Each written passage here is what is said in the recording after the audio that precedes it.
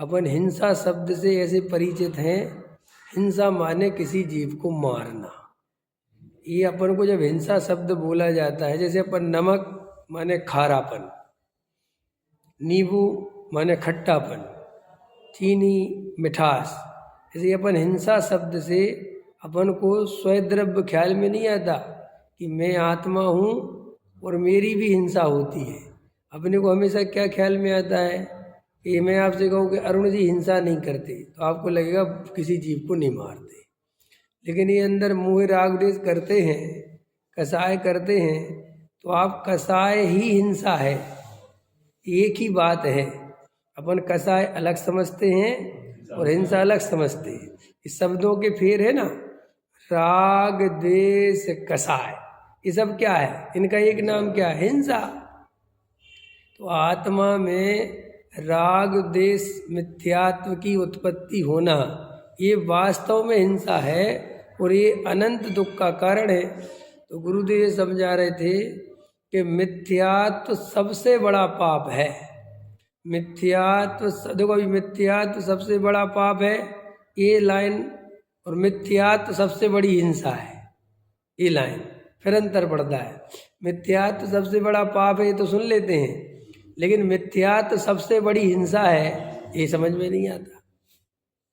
ख्याल में आया? मैंने हम जैसे सम्यक दृष्टि ज्ञानी धर्मात्मा है और वो 6 खंड का राजा है, तो वही 6 खंड का राजा है, तो उसके निमित्त से बाहर में कितना साम्राज्य फैला है, कितनी हिंसा होती होगी, समझ में होती होगी कि नहीं? अरे जिसने इतने हाथी, जिसने इतने घोड़े, सब इतना दुनिया भर का परिग्रह रख रखा है, तो कितनी हिंसा हो रही होगी, बाहर में हो रही होगी कि नहीं हो रही होगी? तो अभी ये कह रहे हैं कि उसका फल अनंत संसार नहीं है। और एक द्रव्यलिंगी मुनि, अब थोड़ा देखो कठिन पड़ेगा, एक भी जीव की हिंसा बाहर में दिखाई नहीं दे रही है, समझ में आया? एक भी ईर्ष्या समिति पूर्वक पर चल रहे हैं, सब बिल्कुल एकदम निर्दोष चर्या है, कोई जीव की हिंसा नहीं हो रही बाहर में, फिर भी उनको फल का, उनकी हिंसा जो है अनंत संसार का। कैसा उनकी हिंसा है कहाँ? अब आपसे मैं पूछूं द्रव्यलिंगी मुनि की कौन सी हिंसा है? आप कहोगे काय की हिंसा है। आपको कॉमन अगर पूछा जाए, ये तो अपने अंदर अभी क्या है, आपको प्रकरण पता है तो आप एकदम से झट से पकड़ लोगे। लेकिन आपको अगर प्रकरण नहीं हो पता और मैं आपसे पूछूं कि बताओ द्रव्यलिंगी मुनि के कौन सी हिंसा, तो आप कहोगे हिंसा का त्याग ही है, उसके कोई हिंसा नहीं है। तो फिर मैं पूछूंगा कि वो अनंत संसार का कारण क्या है, तो बोले ऐसा मिथ्या, माने आप हिंसा अलग समझते हो और मिथ्या। ये अपन को ये अलग अलग नहीं है, ये एक ही बात है। देखो भैया, अपन जब तक मिथ्यात्व को सबसे बड़ा पाप नहीं समझेंगे, तब तक हम मिथ्यात्व का त्याग भी नहीं करेंगे। ख्याल में है ना? क्योंकि अपन के दिमाग में मिथ्यात्व बहुत बड़ा पाप है, इस तरफ ध्यान ही नहीं जा रहा है।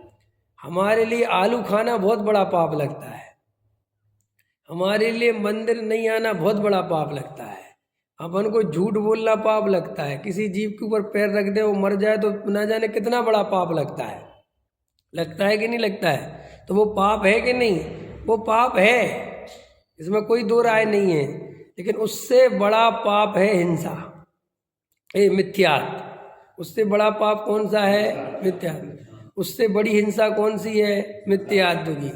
और देखो वस्तु का क्या स्वरूप है, तुम अगर वास्तव में अपने निमित्त से कोई जीव ना मरे ये चाहते हो, तो तुम सम्यक दर्शन प्राप्त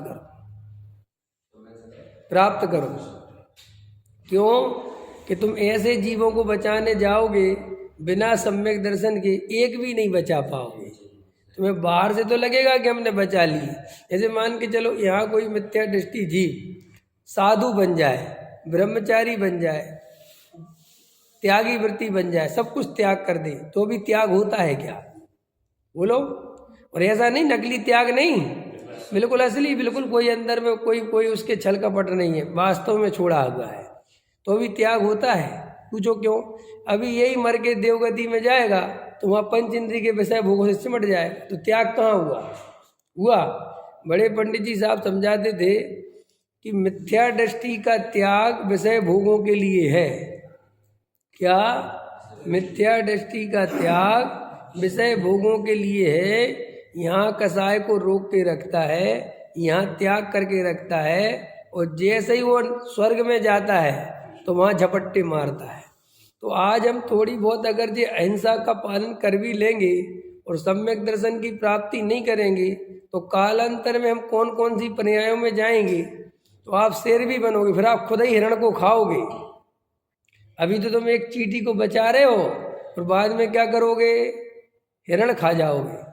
समय जीवों को मार के खाओगे, कहोगे क्या हो रहा, और तुमसे पूछेंगे कि पूरा भाव सुनाओ उसके, तो कहोगे एक भाव ऐसा था जब ये मुनि था और ये जीवों की रक्षा करता था कि सब इसने सम्मेलन की प्राप्ति नहीं करी। माने हम अनादि अनंत 4 गति परिभ्रमण कर रहे हैं, तो हम साधु बने होंगे कि नहीं? ये मैं कह रहा हूँ कि जिनवाणी कह रही है कि साहब अपन साधु बने। तो अपन साधु जब बने होंगे, द्रव्यलिंगी साधु, तो अपन ने चर्या पाली होगी कि नहीं? अपन ने जीवों की रक्षा की होगी कि नहीं? अपन ने सब त्याग किया होगा कि नहीं? क्या होगा? और आज वापस क्या कर रहे हैं? वही कर रहे हैं ना। खाना पीना, उठना बैठना, कमाना, मकान दुकान, ये सब हिंसा के आरंभी उद्योगी व्यापारी सब हिंसा हो रही कि नहीं हो रही? कि तुमने पिछले जन्मों में तो त्याग किया था। त्याग तो किया था लेकिन ग्रहण नहीं किया था, और जब तक ग्रहण नहीं होगा तब तक वो त्याग नहीं होगा। तो ये समझा रहे थे गुरुदेव कि ये जगत में ये न्याय कठिन है। क्या कह रहे समझा रहे थे कि ये न्याय कठिन इसलिए है कि जगत की आम जनता को समझ में नहीं आता है कि भाई ये कैसे संभव है एक आदमी बाहर में हिंसा करे और उसका फल तो आप कह रहे हैं कि थोड़ा बहुत है, और एक आदमी बाहर में बिल्कुल अहिंसा का पालन करे और उसको कह रहे साहब इसके मिथ्यात्व के कारण अनंत फल है। एक तो मिथ्यात्व दिखाई नहीं देता हमें, अपने अंदर जो क्रोध मान माया लोभ चल रहे हैं, जो कसाय चल रही है, जो पर द्रव्य के कर्ता भोक्ता का भाव चल रहा है, किसको दिखाई देता है? देखो एक आदमी दया दान पूजा भक्ति व्रतशील संयम पाल रहा है, देखना ध्यान से, और एक आदमी समझ लो एक त्यागी वृत्ति ब्रह्मचारी मिथ्या दृष्टि है और एक चौथे गुण स्थान वाला सम्यक दृष्टि है, और सम्यक दृष्टि व्यापार धंधा मकान दुकान बनाता हुआ दिख रहा है। तो आप किसे हिंसक कहोगे? आप किसे कहोगे? तो इसको कहोगे कि साहब ये देखो घर गृहस्थी में लगा है, जी त्यागी वृत्ति है। अब आचार्य कहते अंदर चलो, जो त्याग व्रत करके बैठा है उसके मान्यता ये है कि देखो मैंने त्याग किया, देखो मैंने पूजा करी, देखो मैंने भक्ति करी, देखो मैंने ब्रह्मचर्य व्रत लिया, देखो मैंने स्त्री का त्याग किया। और ये जो सम्यक दृष्टि है चौथे गुण स्थान वर्धा, ये जो 6 खंड का राजा भी है तो भी इसके अंदर निर्णय है कि ये मेरा स्वरूप नहीं है, इनका कर्ता भोक्ता मैं नहीं हूँ, मैं तो ज्ञान स्वभावी जीव तत्व हूँ। तो देखो इसका श्रद्धान सम्यक है, और उसके व्रतशील संयम आदि के काल में भी श्रद्धान विपरीत है। तो विपरीत श्रद्धान वाले को मिथ्यात्व है, तो मिथ्यात्व अनंत संसार का कारण है, और इसके मिथ्यात्व नहीं है इसलिए इसके अनंत संसार का कारण नहीं है। इसलिए सम्यक दृष्टि के भोग भी निर्जरा के हेतु हैं और मिथ्या दृष्टि के व्रतशील संयम आदि भी बंध के कारण है। अब ये न्याय है उसका, लेकिन वो आपको मिथ्यात्व तक आपकी नज़र जानी चाहिए। हमारी मिथ्यात्व तक नज़र जाती नहीं है, क्योंकि हमें मिथ्यात्व सबसे बड़ा पाप। देखो टोडरमल जी साहब ने इसी मोक्ष मार्ग प्रकाशक में सप्त व्यसन से बड़ा पाप मिथ्यात्व है, ये साफ साफ लिखा है। क्या कहा मैंने? तो कई लोग इसका कहते ये क्या बात हुई, सप्त व्यसन करते रहे बस मिथ्यात्व छोड़ दें। अरे क्या समझते ही नहीं है तुम। ये भाई ये है कि सप्त व्यसन से बड़ा पाप मिथ्यात्व। वो ये बताना चाहते हैं कि तू मिथ्यात्व इतना बड़ा पाप है, तेरा इस तरफ ध्यान ही नहीं जाता। कोई सप्त व्यसन करो ये थोड़े ही बता रहे हैं। अरे भाई दुनिया में होता है ना कि हमें किसी चीज़ को पावरफुल बताना है तो हमें उसके सामने दूसरी चीज़ जो तुम पावरफुल मानते हो उसको रखना पड़ता है ना। जैसे देखो राम ने रावण को मारा, क्या कहा? तो तुम्हें इसमें कोई दम नहीं इस बात में, क्या है मार दिया होगा। लक्ष्मण ने रावण को मारा, तो इसमें क्या दम है? ठीक है, लेकिन नहीं, इसके लिए पहले 50 पेज रावण कितना शक्तिशाली था इस बात के लिए भरे जाते हैं कि फिर ऐसे रावण को लक्ष्मण ने मारा, तब तुम्हें समझ में आएगी कि लक्ष्मण कितने पावरफुल है। नहीं समझ में आया? कोई कहे कि तो ये काय को लिखे, अरे भैया ये समझाने के लिए कि इनसे ज़्यादा पावरफुल ये है ना, यार लड़ना झगड़ा ना रावण अच्छा है ना कोई अच्छा है। हम तो ये समझा रहे हैं कि तुम युद्ध का वर्णन कर रहे हो, बताओ राग देश करा रहे, अरे इसलिए नहीं कर रहे हैं, इसलिए करा रहे हैं कि तुम्हें ये समझ में आ जाए कि ये रावण इतना शक्तिशाली था। ऐसे ही जिनवाड़ी में टोडामल जी साहब मोक्ष मार्ग प्रकाशक में कह रहे सप्त व्यसन से बड़ा पाप मिथ्यात्व। क्यों?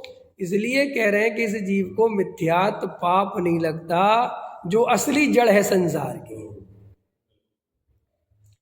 असली जड़ क्या है? असली जड़ तो वो है ना, आपका ध्यान वहां नहीं जाता, और आपका ध्यान वहां नहीं जाता तो हमारा मिथ्यात्व नाश करने का जो पुरुषार्थ है वो कभी प्रकट नहीं होता। ये हमारा परिणाम और क्रिया पे ध्यान जाता है और हम इससे ही पुण्य पाप धर्म मानते हैं, तो इसलिए हम लोग इसी में प्रयास करते हैं। अंदर में कर्ता भोक्ता नहीं हूँ, मैं ज्ञाता दृष्टा जीव तत्व हूँ, जानना देखना मेरा स्वभाव है। इस ज्ञायक भगवान आत्मा पर हमारा बल नहीं आता।